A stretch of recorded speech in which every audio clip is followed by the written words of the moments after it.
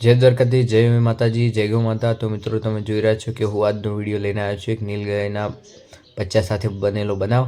તો મિત્રો ગઈકાલના રાતે ચતરાલા ગામમાંથી એક રબારી સમાજના ભાઈશ્રીના બે ભાઈશ્રીના કોલ આવેલા હતા સાંજના ટાઈમે મિત્રો કે નીલગાયના બચ્ચાને કૂતરાઓ બહુ હેરાન કરી અને બહુ લોહી લુહાણ કર્યું છે। તો મિત્રો હું ઘરે હતો ને કોલ આવ્યો તો મિત્રો હું ઘરેથી તરત જ ઇમરજન્સી અમે બાઇક લઈને નીકળીએ છીએ બંને ભાઈ। તો મિત્રો તમે જોઈ રહ્યા છો કે રસ્તો પણ બહુ ખરાબ છે ને મિત્રો અમે પહેલાંથી જ પ્રાઇવેટ સાધન એટલે કે રિક્ષાવાળાને કોલ કરી દીધો છે। તો મિત્રો એ આગળથી ત્યાં આવી જાય છે મિત્રો, અમે એમના લોકેશન આપી દીધું છે। તો મિત્રો તમે જોઈ રહ્યા છો કે અમે હું ઘરથી નીકળી ને ત્યાં નીલગાયના બચ્ચા તરફ અમે પણ જઈ રહ્યા છીએ। તો મિત્રો તમે જોઈ રહ્યા છો કે મિત્રો અમે બસ તે ભાઈશ્રીએ કોલ કરી જણાવ્યું હતું તેમનું પૂરું નામ છે રબારી મુકેશભાઈ પોચાભાઈ। તો મિત્રો અમે તેમના ઘરે પહોંચી ગયા છીએ। તો મિત્રો આ છે ઘર એમનું। તો મિત્રો જોઈએ છીએ કઈ જગ્યા ઉપર નીલગાયનું બચ્ચું છે। તો મિત્રો તેમને કોલમાં કહ્યું છે કે ઇમરજન્સી જેટલું બને એટલું આવજો, કેમ કે નીલગાયના બચ્ચાને બહુ ગંભીર રીતે કૂતરાઓએ હેરાન કર્યું છે। તો મિત્રો આપણે ત્યાં જઈને જોઈએ છીએ કે કેટલું નુકસાન પહોંચાડ્યું છે નીલગાયના બચ્ચાને। તો મિત્રો તમે જોઈ રહ્યા છો કે આપણે હવે નીલગાયના બચ્ચા જોડે પહોંચી ગયા છીએ।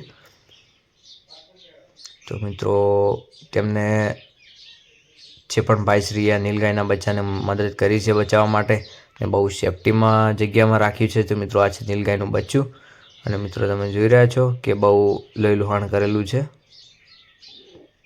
તો મિત્રો મુકેશભાઈ રબારી તેમને આ નીલગાયના બચ્ચાને કૂતરાઓ હેરાન કરતા જોઈ જતાં જ તેમને અને તેમના જે ખેતરમાં જે ભાગે વાવે છે તે બે મિત્રો મળી અને નીલગાયના બચ્ચાને બચાવી અને સેફટી જગ્યામાં રાખ્યું હતું। તો મિત્રો તમે જોઈ રહ્યા છો કે રિક્ષા પણ આપણી આવી પહોંચી છે। પ્રાઇવેટ સાધન આપણે જે કોલ કરીને બોલાવ્યું છે નીલગાયના બચ્ચાને આપણી ગૌશાળા એટલે કે જીવદયાનો વગડો ગૌશાળા ચતરાલા ત્યાં લઈ જઈ અને થોડું ટ્રીટમેન્ટ કરીશું।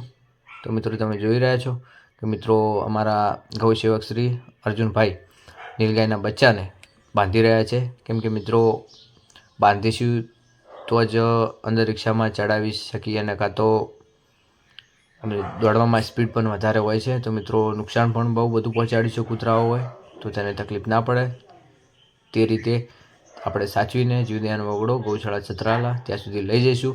અને મિત્રો આપણે રાતના સમય ત્યાં રાખી અને સવારે વહેલા કોલ પણ વન વિભાગમાં કરીશું કે તે આવીને સુરક્ષિત ત્યાં લઈ જાય। તો મિત્રો આપણે સવારે વહેલા એમને કોલ પણ કરીશું, ત્યાં સુધી આપણે આપણો જીવદયાનો વગડો ગૌશાળા ચતરાલામાં લઈ જઈ અને સારવાર કરીશું। તો મિત્રો તમે જોઈ રહ્યા છો કે મિત્રો આ ભાઈશ્રીએ બહુ બધી મસ્ત સેફટી જગ્યામાં રાખેલું છે। તો મિત્રો નીલગાયના બચ્ચાને અમે બાંધી દીધું છે। તો મિત્રો હવે લઈ જઈએ છીએ બહાર। તો મિત્રો તમે જોઈ રહ્યા છો કે બહુ બધું તોફાન કરી રહ્યું છે નીલગાયનું બચ્ચું।